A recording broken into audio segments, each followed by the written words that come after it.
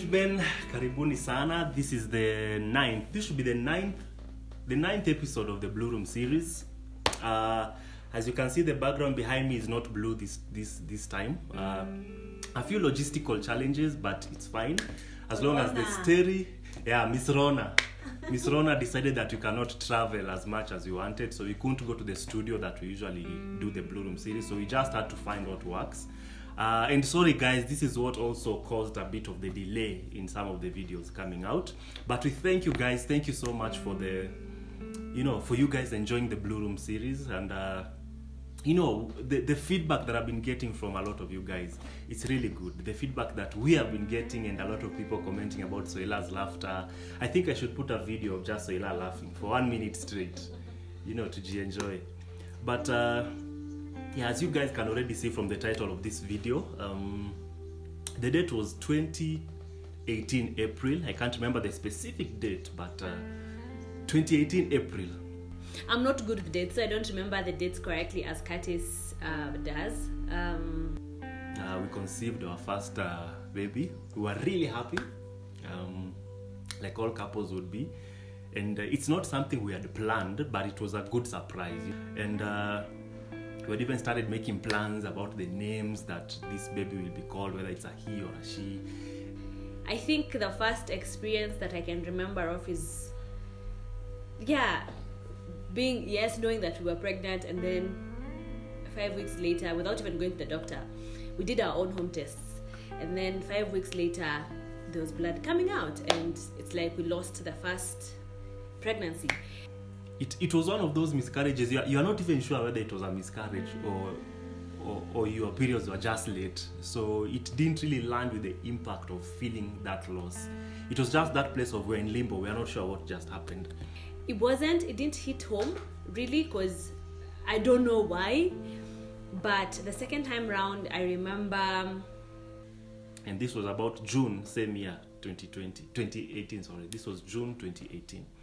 So this time, we conceived, we did the tests, everything confirmed we were right. We went to the doctor, because the first time we didn't go to the doctor. So we were like, hey, whatever happened, probably the doctor can help us salvage or sustain the pregnancy. So we went to the doctor at around 4, when we just knew that we were pregnant. Like, hey, I've missed my periods for this amount of days, and I think we are like 4 weeks pregnant. He's like, that's okay, we don't need to do any tests, just do this, come after 6 weeks, so that we can check the viability of the pregnancy. I think after 6 weeks now we can see the sac of the baby. So we were really happy about it, so we were just making plans and all that. So we were supposed to go in after 6 weeks and be on. I think I also told him, do I need to be taking things, like the things that because I did my Google search, the things that dawas that women take when you're pregnant, those supplements that you take to help the fetus grow well, for the bone development and also for the mother. So I asked if we should take that. He's like, he wrote for me those things to the dawas to take. The subscription, not subscription, I think it's called subscription is for Netflix. Prescription. Yes. The first one we miscarried at the 5th week. This one, on the 7th week, we had another miscarriage. Now this one we were sure it was a miscarriage because we had tested. The periods were late significantly, so we knew we had just lost a baby, and it was quite sad. It was actually a Friday. I felt like cramps. I remember we were actually hosting people in our house for tea, and I started feeling cramps, and I went to the bathroom like, I did something. It's familiar to what I felt in my first pregnancy experience. So I went to the bathroom like, I hope there's no blood. But when I wiped myself, there was blood, and I knew, something is happening. But again, they normally say that you can easily, that there's bleeding when you're still pregnant. So I was really hopeful, because they say attachment, there's something called attachment bleeding, when the fetus is attaching to the wall of the uterus. You can easily, because of some veins do break, so you just experience some blood. You bleed a bit, but not a lot. So I thought, probably me, I'm having a lot of blood, I'm not losing my baby. I was just consoling myself. But after the visitors left, usiku, I'm in the bed, I'm telling Curtis, the way I'm feeling, I don't think it's really, it's not, I don't think it's just the attachment bleeding, I think something is happening because the cramps were now becoming more intense. And I decided to WhatsApp my doctor, the doctor had initially seen. And I told him, this is what I'm experiencing. He's like, if you see blood and you're pregnant, you should go to a hospital, go to the nearest hospital. It's at night. So we decided, tomorrow morning, we will go to the hospital. We showed him now the details, the scans, the blood test results from the other hospitals. Like, this seems like you had a miscarriage. And I'm like, okay. So what next? He's like, sorry, Poleni, we can't do anything. Just go home and try again. It's you're a bit hopeful. It's just the second one. You're a bit hopeful, so you're like, we try it again. So we said, how long do we have to wait before we try? And they say, wait for 3 months and then you can try. And us waited for 3 months to elapse and you are back at it again. So August that same year, we tried again. And as usual, we conceived. We were really happy about it. This time we passed the 5 week. Because when you've had a miscarriage, the weeks, that week becomes like a milestone. If you miscarried at the 5th week, the day you get pregnant again and pass the 5th week, you're like, yes. Past that milestone. So we passed the 5-week milestone, we passed the 7th-week milestone. So now we are happy, we're like, this thing is actually happening, we're not having another miscarriage. But the first few weeks are the most crucial. You can easily lose the baby. So I told Curtis, let's not have high hopes, let's just wait till you're 12 weeks and then you can go to the doctor. Then November, we conceived in August. November 2018, same year. I remember this was a Saturday. We were going to bed. Soila was very, and women have this thing called sixth sense. Soila was very, I could tell she was not okay. So we wait. 12 weeks was supposed to elapse on a Monday or another weekday. And I remember this day we were in church. And even that night, before the Sunday, I started feeling weird. But it was the on and off. And I'm like, okay, cramps again. Symptoms of attaching, can feel kidogo pain because your body and your uterus is expanding now, trying to accommodate something new, and so you might feel the pain. I'm like, okay, it could be it. So I didn't want to think worst of the event. So we had gone to bed and she was just really sad, tossing and turning. Comes the babe, what's up? Then she was like, I'm really scared. And I was like, what are you scared for? I'm scared of losing this one too. And I was like, why are you thinking about that? That's not a positive thing to think about. But I think in hindsight, she had begun to sense that something is going to happen. So Sunday comes, we go to church, we are singing praise and worship. Me actually remember I was wearing jeans and high heels. And after praise and worship, I'm like, the way I'm feeling, give me the car keys. So I went to the car to sit down. I actually unzipped my trouser because I thought I'm the one who's pressing my belly too much. I unzipped, I removed my heels, and I'm like, probably I'm the one who's just putting too much pressure. So me, because I'm really trying not to think about the worst. So I'm like, hey, are you sure you didn't eat anything bad? Did you wash your hands when you're eating last time? Probably it's a bad stomach. And he was like, no, this is a different kind of pain, and it's a familiar pain. I've felt it before. I removed the shoes and unzipped the trouser, and I just started relaxing. Actually, I adjusted the car seat, and I was there resting. And I'm like, hey, okay, now I feel better. I think I went back to church. Sat down, I'm like, it doesn't feel okay. So I went back to the car. In the car, Soila calls me. I'd gone back to service. Soila calls me, then she's like, Curtis, we have to go to the hospital now. I am not okay.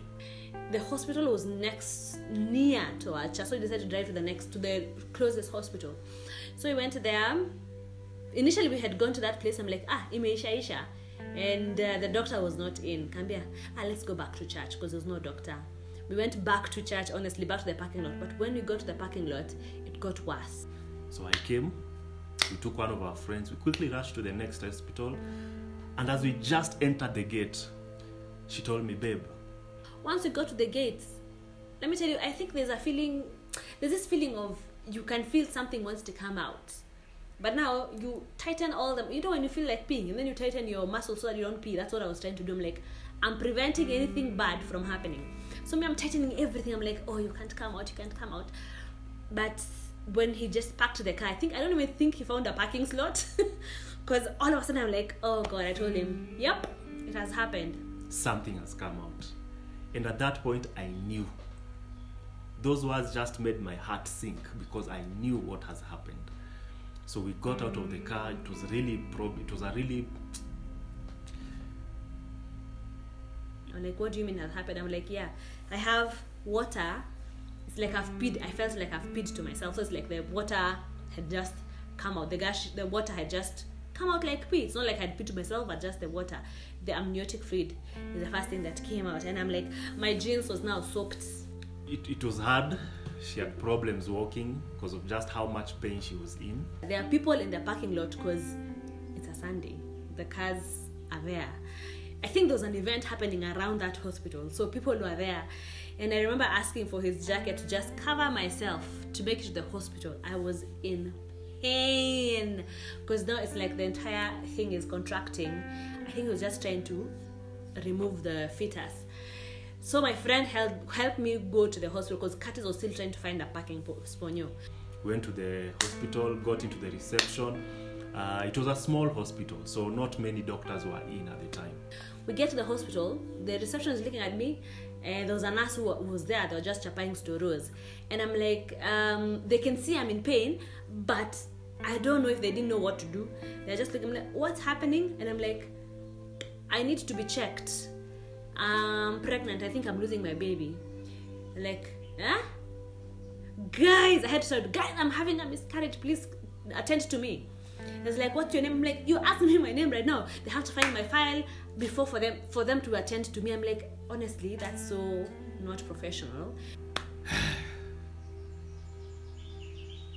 I think this is why Kenyans sometimes get mad at such hospitals, because Soila is telling them, I'm having a miscarriage. And they are there busy looking at her like they don't understand what she's saying. So Soila is the one telling them what to do. You know, Soila is the one telling them, I'm feeling like this, take me to this room, do this for me. And I'm like, what sort of hospital is this? And no, they didn't treat me as an urgent case.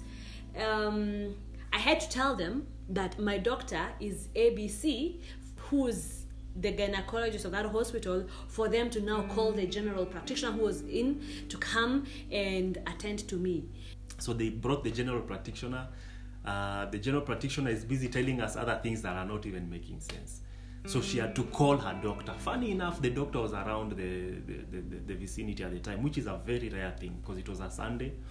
The doctor is not usually on duty. But on that day, even the doctor tells us, hey, you guys, the doctor was telling us, you guys are really lucky because I'm not usually around this area on Sunday. But today, for some reason, I just felt the need to come and attend some function that was close by. And I'm like, I had to mention the name of the main doctor for you guys to actually see that I'm actually a serious case. So then after I mentioned the name of my doctor, they said, oh, they took me to a small room, they put me on the bed, removed my clothes, started cleaning me up. This nurse came and started cleaning me up, and then the doctor could just like, how much pain are you feeling? I'm like 10 out of 10, if anything 12. So he put me, I think the painkiller thingy, kwanza akanidunga vibaya, so I can feel I'm feeling pain here. Like dunga vibaya, I think he did it twice. Dungad didn't go through again. Dungad, so it was so much painful, and again I'm still feeling the contraction pain because the baby is trying to come out, and I was in excruciating pain. Before they put me on the bed, I remember going to the toilet just to confirm what I'm actually going through, and remove my pants. And I'm like, I'm seeing something. And then I even called my friend. I'm like, can you see what's hanging? And she's like, yeah, I can see what's hanging.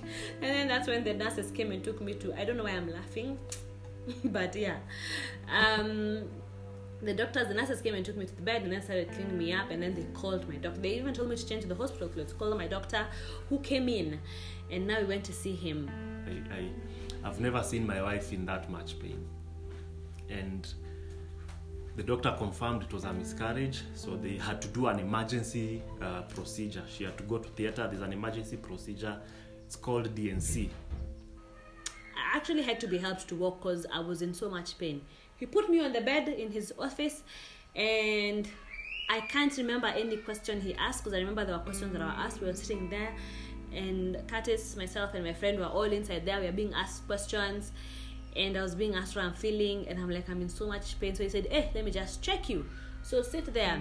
And he did a scan. He couldn't see anything. I was like, hey, below in pain, everything has dropped but it's not, because it's very big, it can't come out, so that's why you're in so much pain. So he took a tongue, something like looks like a tongue, but it's kijiko, plastic silver one. Went inside, came out with fleshly bloody stuff. It's like, hey, where these things are stuck, we have to go through, because of the amount of pain you're in. We wouldn't want you to go through it. People do go through miscarriage naturally. Some guys decide to go home and just bleed it out pole pole. But he said, no, for you, we can't allow you to go. We have to do a procedure that helps in just to clean your uterus.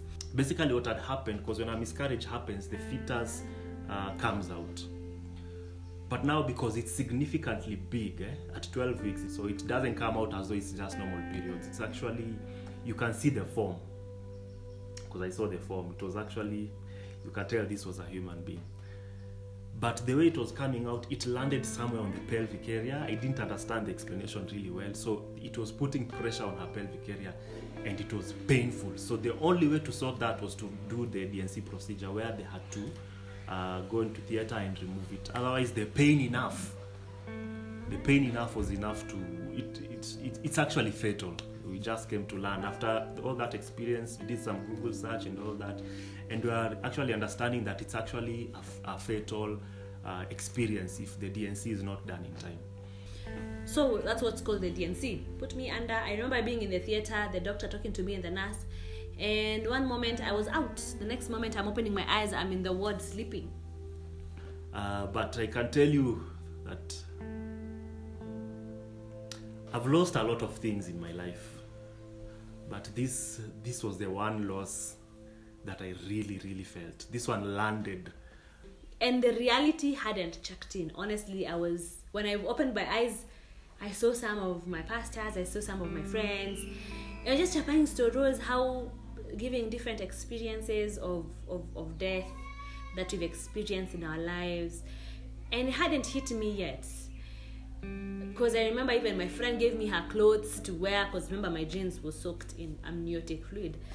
My friend went home to get clothes from her mom's house, brought it, and for me, wore the dress, went outside, said goodbye to people, and we drove home. And we were now back home, myself and my husband, and we were now trying to just process what happened.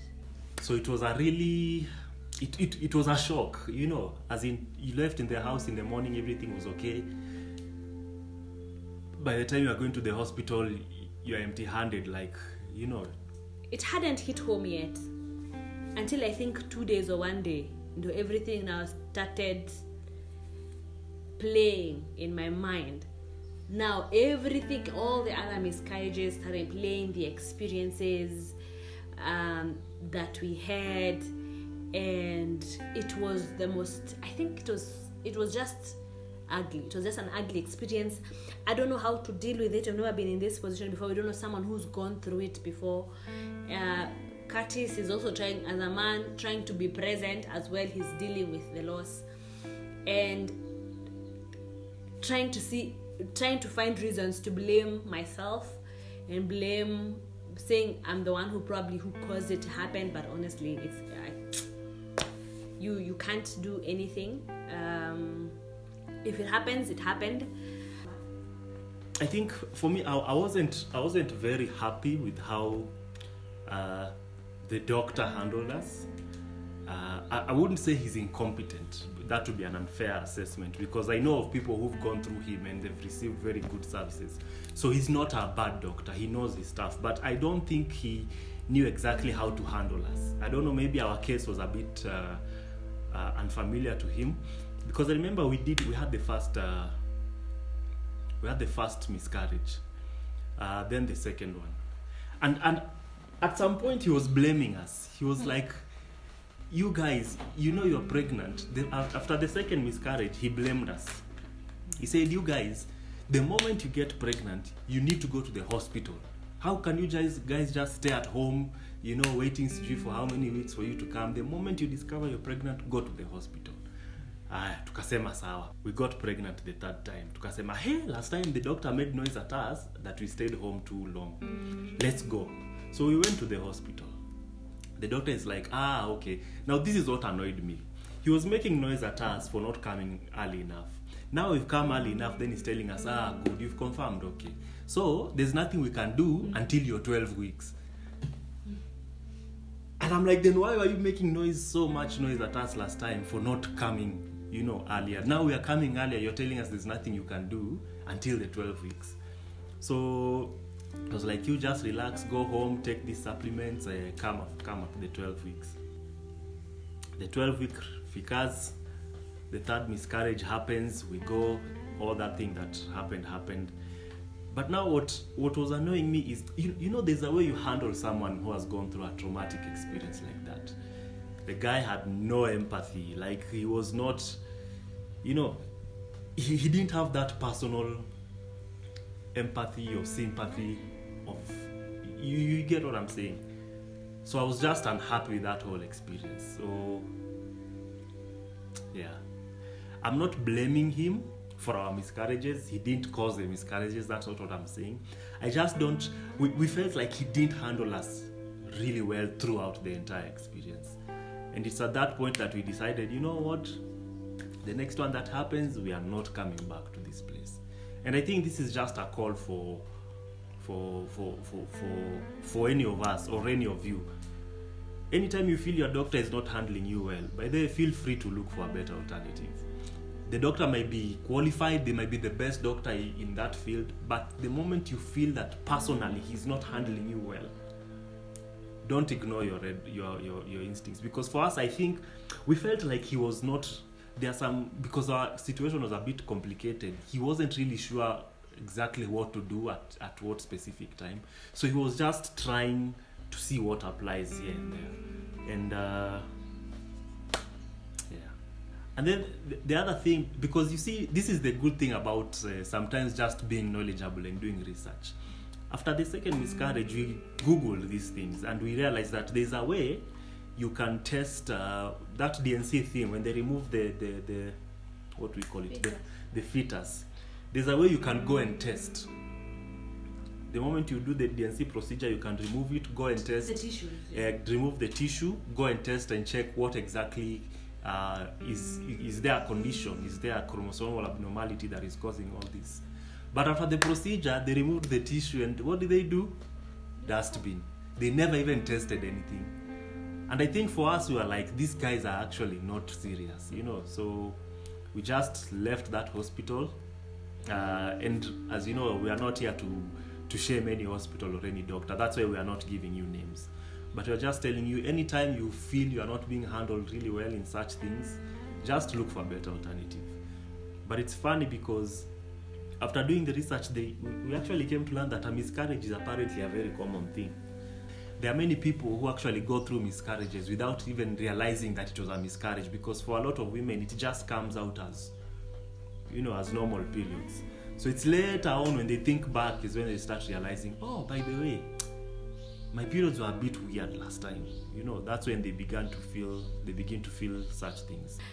I didn't get a lot of, I don't know if it's the word empathy with these doctors. They were just, there. It happens. Most people happen. Now, most people go through this, and I think when you go through it for your first time, you don't know how many people have gone through it. Now you start researching, how do I survive a miscarriage episode? And then you see all this recommendation, like, hiya, the whole world has actually, most guys have gone through it, and rarely do people talk about it. We went home. So we said, how long do we have to wait before we try? And they say, wait for 3 months and then you can try. And as we waited for 3 months to elapse, and you are back at it again. Now we are at that place of now trying to figure out what exactly is happening, because the doctor wasn't able to confirm whether there was anything wrong with us. Okay, we didn't do that many tests, but he was, he did nothing. To confirm. He was just giving what he said. His assumptions. People go through it. Yeah. It's normal. It's not normal, and it's not okay to just assume. That because it happens a lot. Yeah. Then you're just one of. As in, it's like using you as a statistic. You're a number. You are just another statistic, another number that you can go through it. Yeah. That you've gone through it. So there shouldn't be. Sometimes I appreciate how other hospitals, like in different countries, take time to actually investigate what happened. They can take the tissue and do tests to see exactly what caused what caused the miscarriage. But sometimes some doctors around who are just like, oh, sorry, move on, try next time. I'm like, okay, this is a life lost. He was just throwing around possibilities. Oh, chromosomal imbalance. Lack of attachment. Reduce stress. Oh, eat well, don't have a pressure. Anyway, so now the entire experience is over. Now we are going back home. Now we are dealing. You know, after the third miscarriage, you cannot ignore it. You can't just be like, you know. So now we are dealing with what actually this means. You know, we went through all that. What do they call it? The levels of grief. All the levels of grief. We were angry. We were sad. We were blaming. We didn't accept it first. We were blaming ourselves. You know those things people go through, and you just blame anything and everyone. You know, you blame even the rats at the neighbor's house. Not even funny.